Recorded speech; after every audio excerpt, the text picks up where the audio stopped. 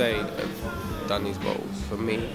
Tiny Temper, Calvin Harris, White Lies, Yasmin, DJ Yasmin, Retro 2. Basically, these bottles, they all tell a story. Mine tells a story of my life at the moment, which is that in between doing gigs, I've been directing my film, Ill Manners, and also getting ready for the Sweeney film, which is why I've been training to lose weight and stuff.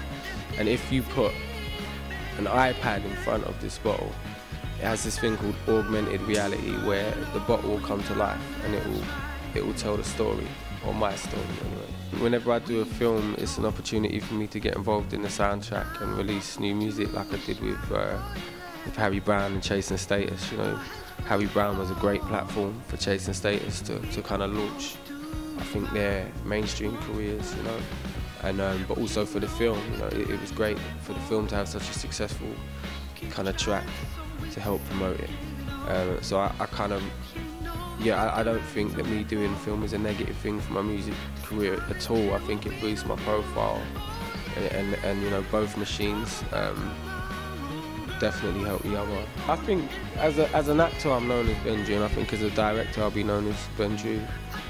Plan B allows me to go and be a musician as well as be those other things. I mean, I've done a couple gigs with Monet and Bruno, and I mean, that crowd was kind of basically teenage girls, you know, who come to see a ready-made pop star. They come to see the guy they got posted up on their bedroom wall, you know what I mean? And obviously I weren't that. Whereas the Adele gigs were completely different, because that was a bunch of adults that was open to hearing new music. So we got, you know, a lot more of a, we had a better reaction from that crowd. And also when we done a smaller tour, my own tour up the West Coast, which was like 300, 400 capacity venues, which we were selling out every night, and they were great. But you know, when you're doing venues the size of that in America, it really don't amount to nothing, you know, because it's such a big place. That means that I didn't really have a crack at that market at all. And I just started thinking,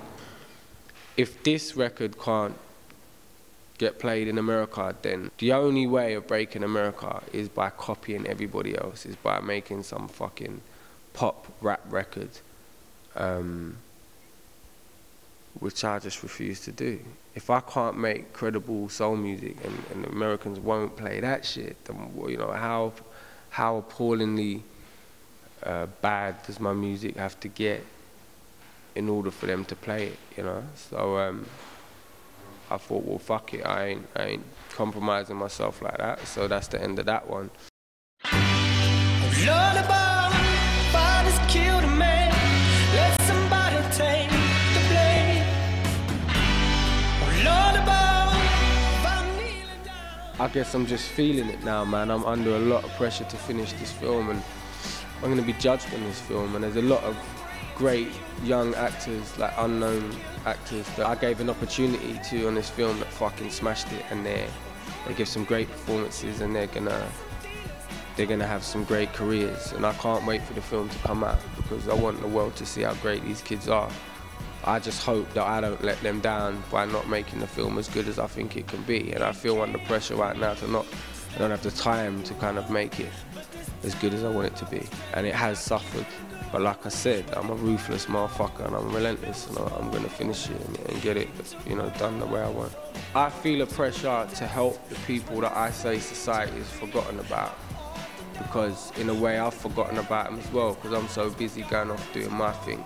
And if I know what's best for them, or at least if I think I know what's best for them, then I need to take the responsibility of going out there and trying to help these kids. And that doesn't involve any political party. It involves me going out there and using my own money and teaching these kids skills and trades that they can have for life, where they don't need a CV to get themselves a job. So yeah, I feel a pressure to be an anti-role model, which means, you know, I'm not going to be telling kids that they shouldn't be doing drugs, or shouldn't be smoking, or shouldn't be doing this, or shouldn't be doing that. I'm just going to be giving them some compassion and trying to teach them something that they're very capable of learning. And that's the pressure I feel. But I know I'm going to need to use my own money, and I know that it can't have any connection to any political party. and it can't at some point be taken over by the government and funded by them, because as soon as the red tape gets involved, that's when it stops working. You know, and I know better than anyone because I come through the system, got kicked out of school, I went to the PRUs. You know, I know how hard it is for those guys that are working there. And the thing is, when I put that recording up on YouTube, what I was angry about wasn't really that they were smashing up shops and smashing up businesses. I was angry that the repercussions it was going to have on them, because they're already in a position, they're already in a spot. They already feel outcast by society, and this is just going to fuck them up even more. You know, I felt a great deal of compassion towards those fucking idiot kids and how they've just made life even harder for themselves. And that's what that recording was about. And I think maybe I could have been a little bit clearer about that at the time, but I was quite emotional. But that's how I feel right now. Oh Lord, I'm praying to you. Take away